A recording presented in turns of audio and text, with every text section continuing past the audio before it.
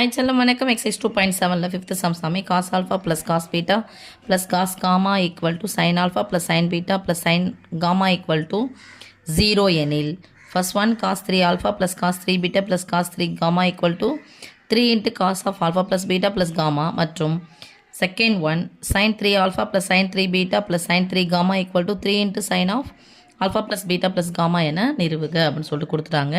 இதில் நம்ம பயன்படுத்த போகிற ஃபார்முலா ரொம்ப முக்கியமானது சாமி. 9th நீங்கள் படித்த ஃபார்முலா இவனை யூஸ் பண்ண போகிறோம். ஞாபகம் இருக்கான்னு பாருங்கள். a equal to -15, b equal to 10, c equal to 5. இந்த நம்பர் வேணால் மாறி வந்திருக்கலாம், பட் இதான். எனில் a square plus b square plus b ஸ்கொயரா plus a cube plus b cube plus c கியூபின் மதிப்பை காண்க அப்படின்னு சொல்லிட்டு ஒரு இது வந்திருக்கும், ஒரு கேள்வி வந்திருக்கும் உங்களுக்கு 3வது பாடத்தில், அதாவது அல்ஜிப்ராவில் இந்த மாதிரி ஒரு கேள்வி வந்திருக்கும். நமக்கு என்ன கண்டிஷன்னா ஏபிசி 3த்தையும் கூட்டினா என்ன வரும் பாருங்கள். 10 5 கூட்டினா 15 ப்ளஸ் 15 இங்கே -15 ஆகிடும், 0 ஆகிடும். அப்போது if A plus B plus C equal to 0 எனில் a cube plus b cube plus c cube equal to 3 into abc அப்படின்னு நீங்கள் 9வதுல 3வது பாடத்தில் படிச்சிருப்பீங்க. நான் உங்களுக்கு இதை சொல்லியிருக்கேன் சாமி. இப்போ ஒரு ஃபார்முலா உங்களுக்கு ஹையர் ஸ்டடீஸில் வரும்னு சொல்லியிருக்கேன். இந்த ஃபார்முலா யூஸ் பண்ண போகிறோம். இன்னொன்று நீங்கள் இங்கே 12th படித்த டிமாய்வர் தேற்றம், அதை நம்ம பயன்படுத்த போகிறோம். ஓகே சாமி. ஸோ ரொம்ப முக்கியமானது இது. அதுக்கப்புறம் டிமாய்வர் தேற்றம். இப்போ என்ன கொடுத்துருக்காங்களோ எழுதிக்கலாம் சாமி. இப்போ cos alpha plus cos beta plus cos காமானோட மதிப்பும் 0 தான், இதனுடைய மதிப்பும் நமக்கு 0 தான். ஸோ கொடுக்கப்பட்டதை ஃபஸ்ட் என்ன பண்ணிக்கலாம், எழுதிக்கலாமா? கிவன் சொல்யூஷனுக்கு போகிறோம். கிவன் இதான் கொடுத்துருக்குறது. Cos alpha plus cos beta plus cos gamma equal to 0. Same way sine alpha plus sine beta plus sine gamma equal to 0. Okay. இப்போ நம்ம என்ன பண்ண போகிறோம், எக்ஸ் ப்ளஸ் ஐஒய் இதான் நமக்கு இசட்டு. அப்போ அதை தான் போட போகிறோம். எக்ஸ் ப்ளஸ் ஐஒய்க்கு பதில் என்ன பண்ணுவோம், cos theta plus i sine theta தான். அந்த வடிவத்தில் அங்கே எழுத போகிறோம். இப்போ இதில் cos alpha plus cos beta plus cos gamma cos theta plus i sine theta போடணும் இல்லையா?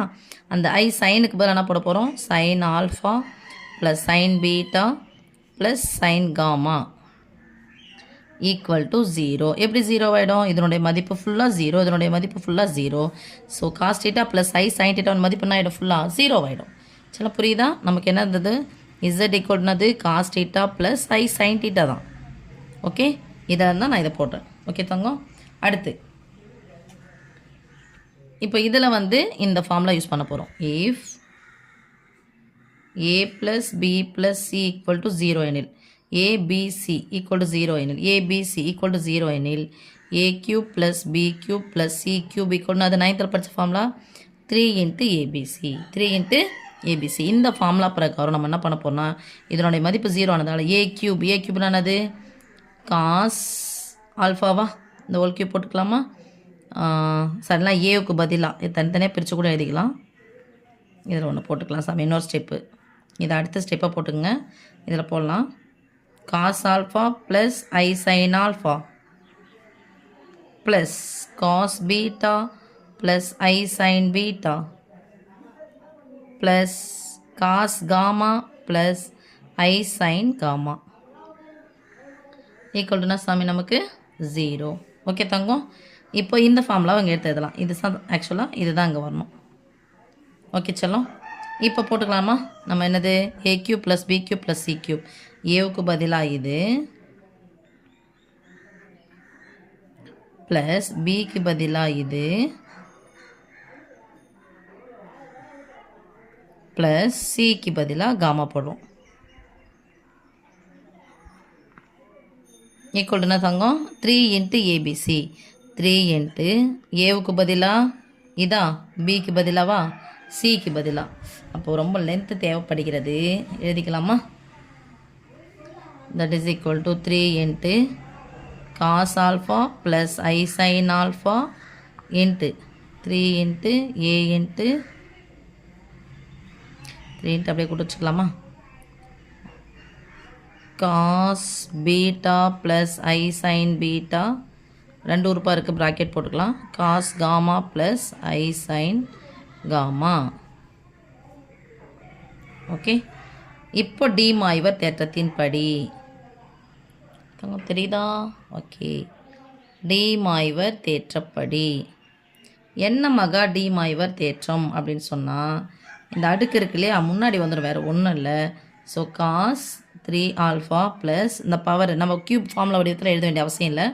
அடுக்கு இங்கே முன்னாடி வந்துடும், வேறு ஒன்றும் இல்லைப்பா. I sin 3α plus cos 3β plus I sin 3β plus cos 3γ plus I sin 3γ equal to 0 போட்டு வச்சுனா இல்லை. Okay. Equal to 3 into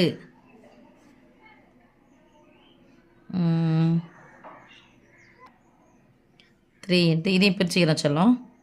cos alpha cos of alpha plus beta plus gamma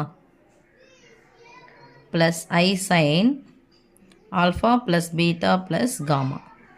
இதே நான் பிரித்து எழுதிக்கிறேன் சாமி. ஓகே. 3 இன்ட்டு காஸ் ஆல்ஃபா இருக்குது, beta இருக்குது, காமா இருக்குது, ப்ளஸ் போட்டுக்கிறேன், ப்ளஸ் ஐ தனியாக இதை எழுதிக்கிறேன். இப்போ என்ன பண்ண போகிறோம்னா நம்ம ஆல்ஃபா பீட்டா காமா ஒன்றா போட்டுக்கலாமா? Cos 3 alpha plus cos 3 beta plus cos 3 gamma plus i into sine 3 alpha. I வந்து பொதுவாக எடுத்துக்கிறேன் சாமி. இந்த ஜோடி மொத்த உறுப்புகளை ஒன்றா சேர்க்குறேன். Alpha plus sine 3 beta plus sine 3 gamma equal to இது 3 into cos of alpha plus beta plus gamma plus i sine into alpha plus beta plus gamma. இப்போ என்ன பண்ண போகிறோம் சாமி? மெய் மற்றும் கற்பனை பகுதிகளை சமப்படுத்த போகிறோம். மெய் மற்றும் கற்பனை பகுதிகளை சமப்படுத்த இச்சு போடுங்க. இது எல்லாம் மெய்ப்பகுதி. இது ஈக்குவல் டு 3 இன்ட்டு இது 3 ஆனது இதுக்கு சொந்தம். ஓகே. இப்போ ஐ போர்ஷன் இது ஈக்குவல் டு 3 இன்ட்டு இது சொந்தம் போகலாமா? So cos 3 alpha plus cos 3 beta plus cos 3 gamma equal to 3 into cos of alpha plus beta plus gamma 1. அடுத்து கற்பனை பகுதி ஐ இருக்காமா? இங்கே போடுங்க. Sine 3 alpha plus sine 3 beta plus sine 3 gamma equal to 3 இதுக்கு சொன்னோம் இல்லையா? So 3 into cos of alpha plus beta plus gamma. இது ஃபஸ்ட் ஒன், இது செகண்ட் ஒன்னாக தான் நிரூபிக்க சொன்னாங்க. ஸோ ஹேன்ஸ் ப்ரூவ்னு எழுதணும் சாமி. ஓகே. தேங்க்யூ செல்லம்.